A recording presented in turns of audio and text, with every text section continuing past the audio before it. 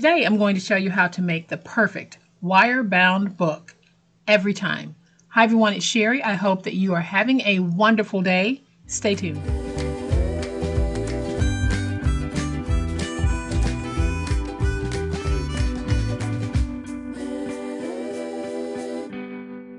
Welcome to my channel, friends. Thank you so much for being here. I truly appreciate it. Thank you for all of the positive ways that you contribute to my channel.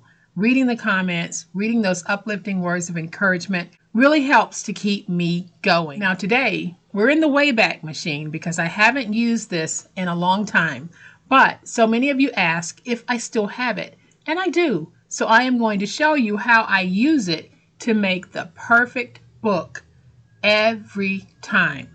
So I'm going to flip to my overhead camera, give you a closer look at this one, but y'all know what time it is. It's time to make it. So we love notebooks on this channel of all types, and we can go to the store and buy notebooks, or we can make them at home, and we can also make them in the various styles that they have in the store. So we can make them using the spiral coils, we can do glue binding, so many different ways to get a notebook. So today I'm going to show you how we can make our own wire-bound notebooks. These are not spiral. These are those wire-bound notebooks. Y'all, I just gave myself a little paper cut and those things just hurt. So I put on a Band-Aid. So I'm going to show you how we can make books like this with the wire binding throughout. And you can see how this book looks very professional. I'm going to share a couple of my secrets with you to help you get the perfect book every time. Now, if you don't have the system that I'm going to be using to make this book, remember, there are hole punches out there, and I've shown them on the channel that can also help you to punch multiple holes. So like I said, we're in the Wayback Machine today because a lot of you will remember the CINCH, and I've used the CINCH on numerous occasions on the channel, and it really is helpful in making books like this. If you're doing a craft fair, books like these are always attractive to the eye, but this little system here helps you to make those books. And there are a couple of things that you can do if you have a system like this to tweak it to give you the perfect book every time. And that's what I'm going to be sharing with you today. So whether you have the pink CINCH or the mini CINCH or one of the other CINCHs that have come out in between, the tweaks that I share will work for that as well. And you can use various hole punches to punch the holes for being able to place this wire binding. So I'm going to move the CINCH to the side for just a minute so that we can go ahead and get the jacket part ready. So here is what we're going to need to make our project. I have two pieces that are cut at 4 3/4 by 4 3/4. This is for the inside liner. And I have two pieces that are 6 by 6. This is for the outside jacket. And then we're going to take this piece of chipboard and cut two pieces at 5 by 5, and that'll be for the jacket part of the project. Now, using the sizing that I just gave you, you're able to make two jackets from one piece of chipboard and two pieces of 12 by 12 cardstock or decorative paper. So I'm going to show you how I cut small amounts of chipboard. I have this blade and it has coloring on it. That's to tell me that this is an old blade and I can use it to cut through my chipboard. So I am going to cut through like this. Then I'm going to take it and bend it just a little bit, and I will cut through.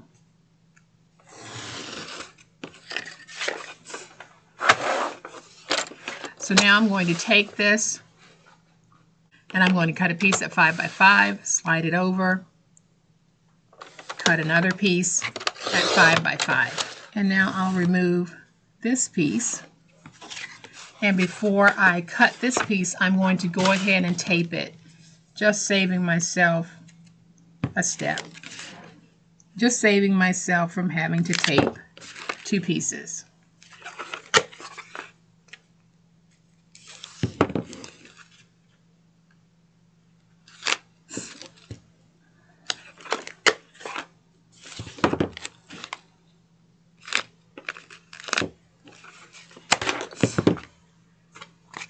Go ahead and get that nice and stuck. Now I can flip over and we can complete the cut. So I have two pieces that are 5 by 5. I'm going to keep this piece handy because this is part of the tweaking. So I'm going to bring in the two pieces that measure 6 by 6. And we are going to place down our jacket. So I'll take this piece and I'm just going to place down my 5 by 5 on that 6 by 6 like that. Do the same thing over here.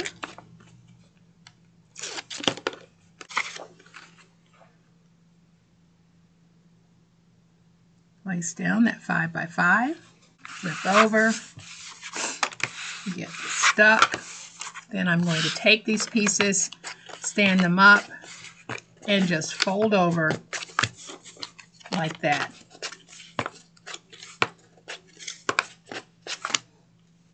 So now I'm just going to miter my corners.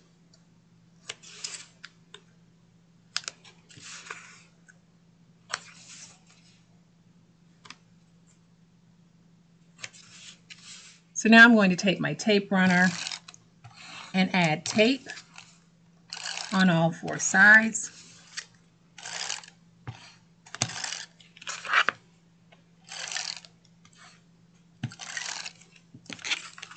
On both pieces.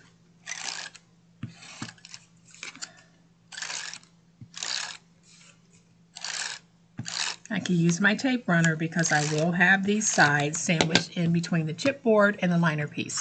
So I'm going to stand up, fold over, stand up and fold over. All the way around on all 4 sides. And let's get that nice and stuck.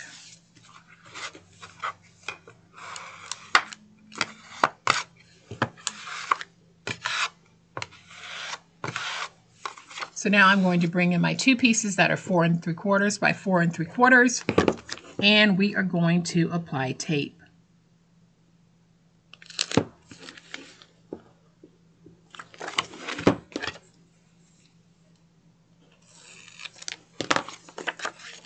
And I'm going to apply my tape from top to bottom.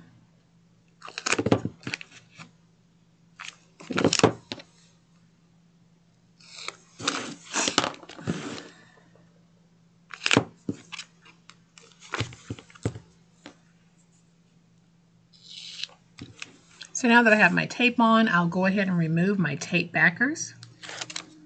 I'll bring in the jacket, and we're going to place this down like this.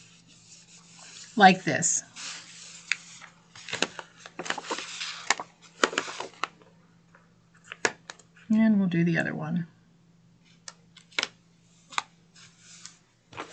Now I'll use my big old spatula to make sure I have everything nice and stuck.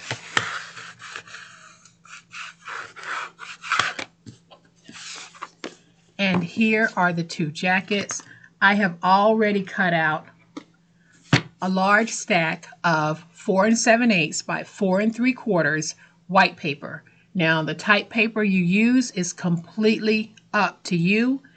So the thickness of your paper really will determine how many sheets you have in the book. So here's what I have so far. I'm going to be using this wire binding. It is about 1 inch when rounded, but you'll know when you're filling your book if you have too many papers in and you just take a few out. But the way that this is made is we have these little prongs here that'll go into the holes, and this is the back part, the part that will be at the back of the book that will help to hold everything together. So I'm going to set these over here. I'm going to bring in the cinch so that I can give you a look at how this works, the way that the cinch works. My cinch is I have 12 little pegs here. When I pull a peg, that is telling the cinch we're not going to punch a hole in that location. And by pulling a peg, I think that you can see that these are in, these are sticking out. So the ones that are out are not going to punch a hole. You want to make sure that if you want a hole punched, you have that peg position pushed in.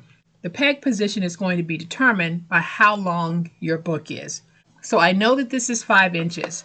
When I put my book in And luckily, if you're making longer books on my cinch, this arm does extend so that you can make a much larger book than the one that we're making today. But we are making a 5x5 book today. And the way that the cinch works, based on the number of pegs that I have punched in, I pull the arm and it's going to punch that series of holes in my jacket. So we're going to take it step by step and I'll show you what I mean, and I'm going to share those little tips and tricks with you along the way to help you get the perfect book. So I'm going to leave everything as it is. I have this moved all the way in. I'm going to take my jacket, and when I put the jacket front in, I'm going to make sure that everything is pushed over like this. I know that I want my peg pulls here to start at 1, and the number 10, if I was to have the number 10 peg pulled, it would notch out just a little bit right here. So I'm going to make sure that pegs 1 through 9 are punched in.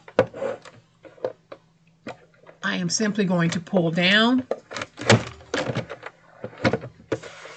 And you see how those holes are spaced there? That's exactly what we want.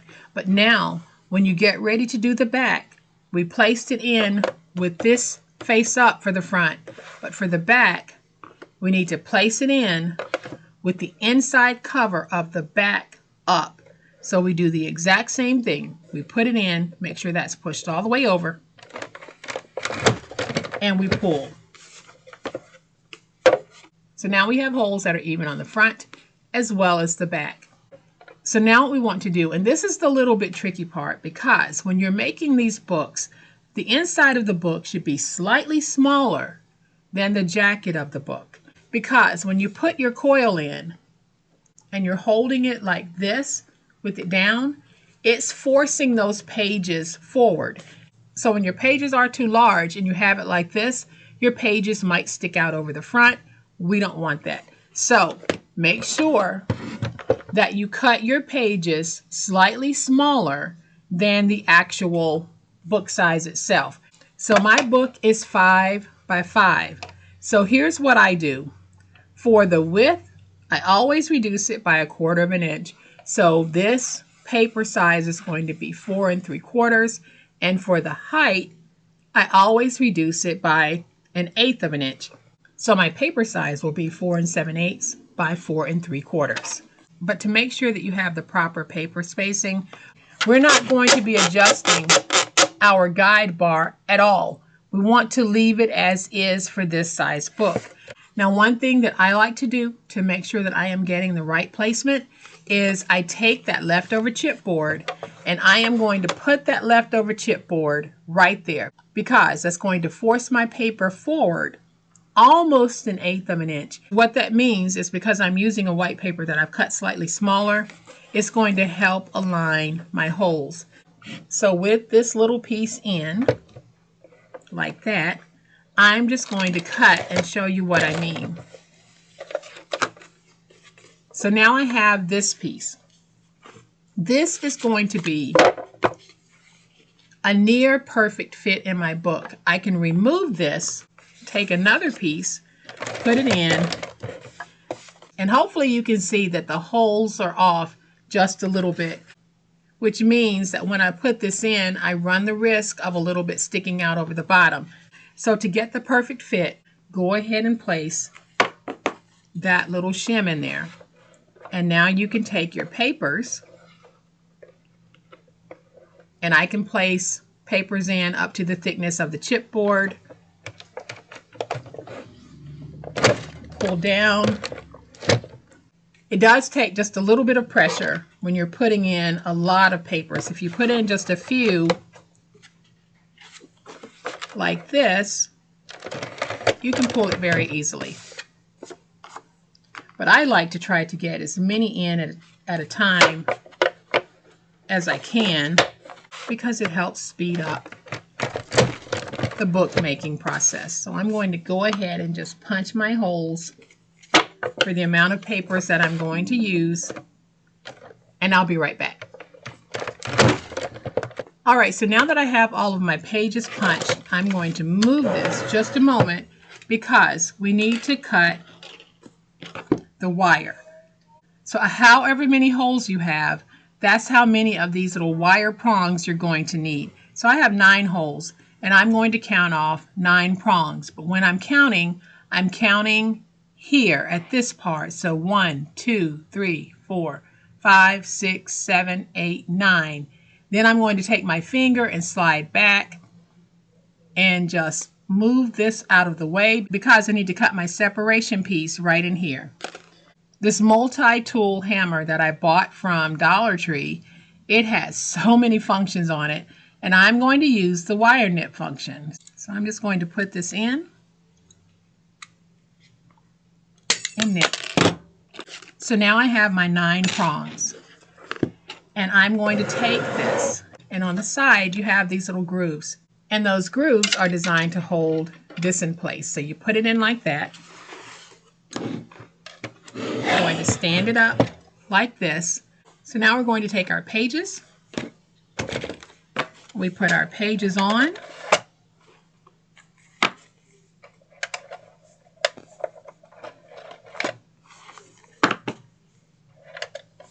Like this. Then we'll take the front of the jacket. Let's put it on face up. Then we'll take the back of the jacket and let's put it on with the inside face up. Then we remove it like this. And then on my cinch, I have these little guides here on the side. And it tells me if the thickness of my wire binding is 3/4 of an inch, 7/8 of an inch, 1 inch, 1 1/8, and 1 1/4. I simply need to release my handle and turn the knob to the size of my coil. And then on the back side, you have this section here. So when you're pressing this arm, it's going to be squeezing those coils together. So I need for this to be flat in order for me to be able to do this. But here's how I do it. You see how I have the mouth open like this? Well, what I like to do is I like to put it in, push it back, and then squeeze just a little bit. So I've closed that mouth just a little bit. Now I'm going to turn it around and squeeze from this end. I've closed that mouth even more. But now what I want to do is I want to adjust this down to 3/4 of an inch because that's going to help me to really give this a nice little closure and not worry about having any separation to where my book might decide it's going to be a little bit difficult. So you see how when I closed the mouth on this, all of my prongs are going that way. So now I can take my cinch, secure it, and put it away. And now I have a book. I can take it, open it, and close it like this, and you can see how well this book looks. My tops are even, the bottom is even. When I hold it like this, everything is nice and even. When I open it like this, you can see that these edges are nice and even. That's what you want from your cinch bound books. And using the trick of using this little shim here, as well as the trick of putting in, squeezing a little bit, flipping over, squeezing a little bit, and then adjusting the size before you do that final closure. For me, that has worked every time to give me my perfect cinch books. So now I have another fabulous cinch bound book. I am going to take this piece that says "Love This Life." I'm going to add just a little bit of glue. Smooth it out just a little bit. And we're going to take this and put it right there. So now we have 2 perfectly beautiful notebooks made using the cinch. Y'all, we were able to get that perfect look by doing a couple of the tweaks that I like to do every time that I'm making a cinch bound book. So now I can gift it, I can keep it, I can sell it. And I know for those of you doing spring craft fairs, if you do something like this on your craft fair table, especially something that's plant themed, you're probably going to sell quite a few. So when you're serious about doing a craft fair, invest in some of the things that might help to make it a little bit easier for you to mass produce certain things. I have always found my CINCH to be a great way to mass produce notebooks, such as these, using this type wire system. So if you have enjoyed this video, and I certainly hope that you have, please hit the like button. If you're not a subscriber to my channel, all day, every day, y'all, we're going to do some fabulous paper crafting, and I want you along with us.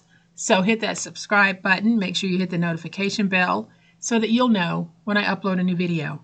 As always, my friends, please be safe, be kind, and be the reason someone smiles today. Happy crafting, and we'll chat later. Bye.